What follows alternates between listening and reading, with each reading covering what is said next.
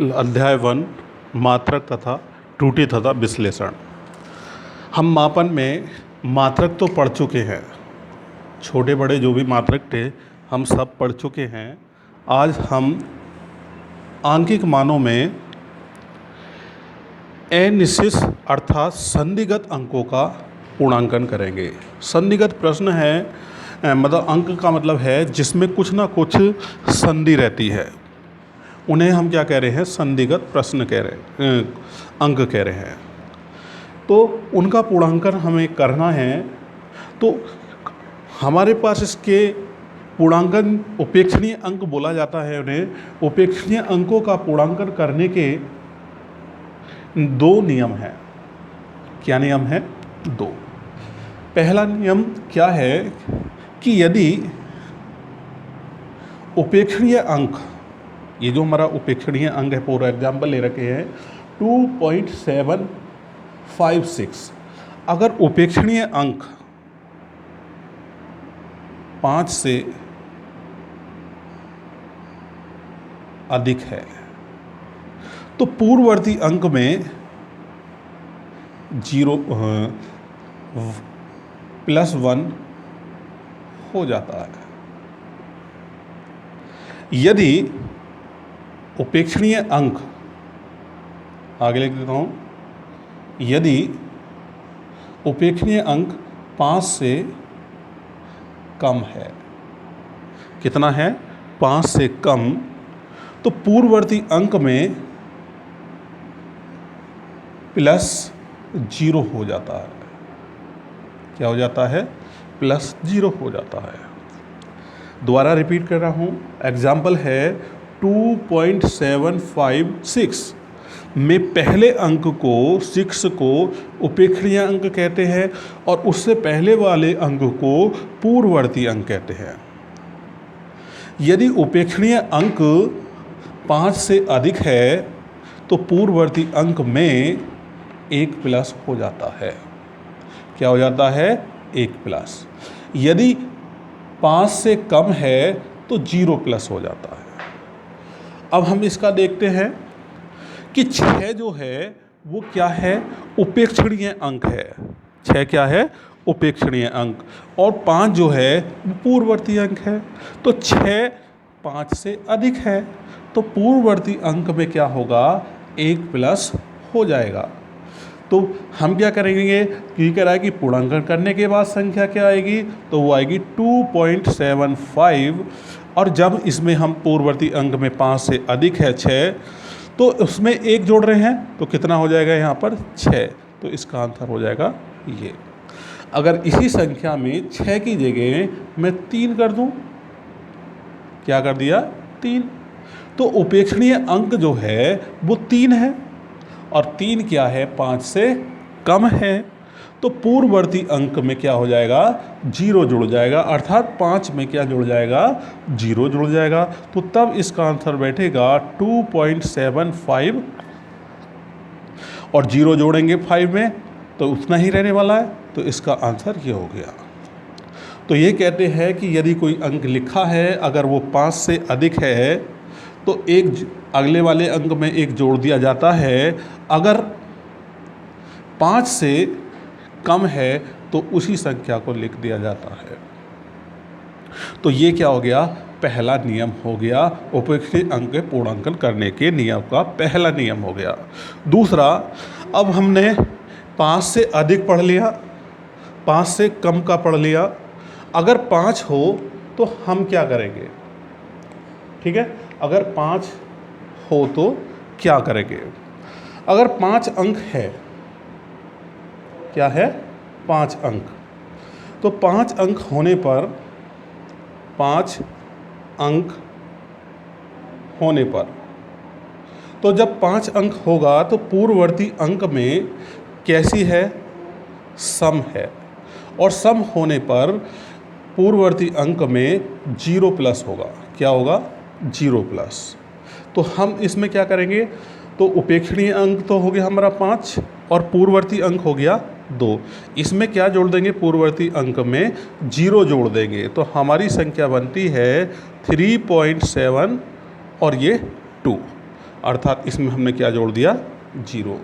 यदि ये संख्या यहाँ पर मैं लिख दूँ 3, क्या लिख दूँ 3, तो अब क्या होगा, पूर्ववर्ती अंक तो अब भी 5 ही है, परंतु यहाँ क्या हो गया, विषम हो गया। कौन विषम हो गया, पूर्ववर्ती अंक क्या हो गया, पूर्ववर्ती अंक विषम हो गया। तब इस संख्या में 1 जोड़ दिया जाता है, अर्थात उसका पूर्णांकन जो होगा वो लिखा जाएगा 3.7 और 1 और जोड़ देंगे तो ये हो जाएगा 4। इसका आंसर आ जाएगा इतना। तो ये थे आपके अनिश्चित अर्थात सन्निगत अंकों का पूर्णांकन। और देखिए समझते हैं, देखो इसमें अब करना क्या, देखो अगर 5 से अधिक है, आप जानते हैं मैंने कोई लिख रहा संख्या 5, 6, 7 और 7 लिख लेता हूँ। अगर 5 से अधिक है तो आप क्या करते हैं, इसमें 1 जोड़ कर लिख देते हैं, आंसर इसका 5.68 कर देते हैं अगर 5 से अधिक है।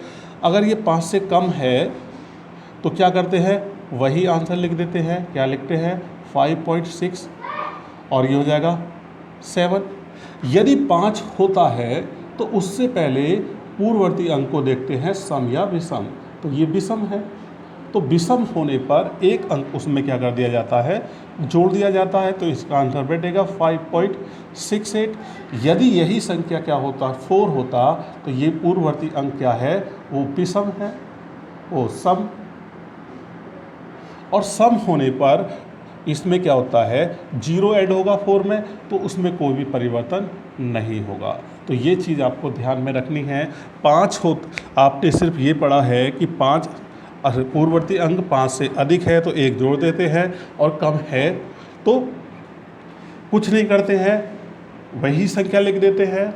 और जब 5 हो तो उसके भी 2 केसेस निकलते हैं, उससे पहले हमें सम और विषम देखना होता है। अगर विषम है तो 1 अंक पूर्ववर्ती अंक में जोड़ देते हैं, अगर सम है तो पूर्ववर्ती अंक में कुछ नहीं जोड़ते हैं। अब हम कुछ प्रश्न देख लेते हैं। 3 सार्थक अंक, क्वेश्चन नंबर है 1, 3 सार्थक अंकों का पूर्णांकन कीजिए। तो हमारी संख्या है 0.04538 किलोग्राम है, तो सार्थक अंक 3 है, तो ये है हमारा उपेक्षणीय अंक। और 3 जो है वो क्या है, पूर्ववर्ती अंक। अब जो हमारा उपेक्षणीय अंक है वो 5 से क्या है, अधिक है, तो उपेक्षणीय अंक में क्या होगा, और पूर्ववर्ती अंक में 1 क्या हो जाएगा, जुड़ जाएगा, तो इसका आंसर क्या बैठेगा, तो पूर्णांकन संख्या का इतने किलोग्राम हो जाता है। इसी का फर्स्ट पार्ट था ये पहले का, ये दूसरे का 1.065 गुना 10⁴ सेकेंड, ठीक है। अब यहाँ देखिए ये क्या है, पूर्ववर्ती अंक। तो पूर्ववर्ती अंक, उपेक्षणीय अंक कैसा है, 5 है, और जो हमारा पूर्ववर्ती अंक है वो कैसा है, सम। और सम होने पर हम पूर्ववर्ती अंक में 0 प्लस करते हैं, अर्थात 0 ये हो जाएगा 1.06। 6 में अगर 0 जोड़ेंगे तो वही संख्या रहने वाली है, तो इसका ना जाएगा हमारा 10⁴ और ये हो जाएगा सेकेंड, ठीक है। इस तरह हम इसको क्वेश्चन को करेंगे। सेकंड क्वेश्चन देखिए, निम्न संख्याओं का पूर्णांकन कीजिए। दूसरा क्वेश्चन है उसका फर्स्ट पार्ट 8.56। अब उपेक्षणीय अंक ये है जो है 5 से अधिक, और पूर्ववर्ती अंक 7 है, तो पूर्ववर्ती अंक में क्या होगा, 1 प्लस हो जाएगा, तो इसका आंसर होगा 8.5 और 1 इसमें ऐड कर दिया तो 8 बन जाएगा। दूसरा एग्जांपल देखते हैं 7.553, तो क्या होगा, ये क्या है, पूर्ववर्ती उपेक्षणीय अंक 5 से कम है, और ये है पूर्ववर्ती अंक, और पूर्ववर्ती अंक में जब 5 से कम होता है तो 0 प्लस करते हैं, तो आंसर बैठेगा 7.55, अर्थात इसका आंसर ये होगा। तीसरा एग्जांपल देख लेते हैं 3.675, अर्थात ये कितना है 5 होने पर। तो पूर्ववर्ती अंक कैसा है, विषम है, और विषम होने पर क्या कर देते हैं, एक जोड़ देते हैं। तो एक जोड़ेगा तो 3.6 क्या बन जाएगा 8। तो ये हमारा तीसरा होता है। चौथा देखते हैं 8.732। तो ये हमारा कितना है, 5 से कम है, और पूर्ववर्ती अंक में 0 प्लस करेंगे तो ये हो जाएगा 8.73, इसका आंसर होगा। अब पाँचवा देखिए 1.732, ये भी क्या है 5 से कम है, और पूर्ववर्ती अंक में 0 प्लस होगा तो ये हो जाएगा 1.73। यदि हमारा छठा देखिए, उसमें क्या है कि 3.465, अब ये क्या है हमारा 5 है, और उससे पहले क्या है पूर्ववर्ती अंक, वो क्या है सम है, और सम होने पर 0 प्लस होता है पूर्ववर्ती अंक में, और तो 3.46 इसका आंसर हो जाएगा। इस तरह हम संधिगत को पूर्णांकन बनाते हैं।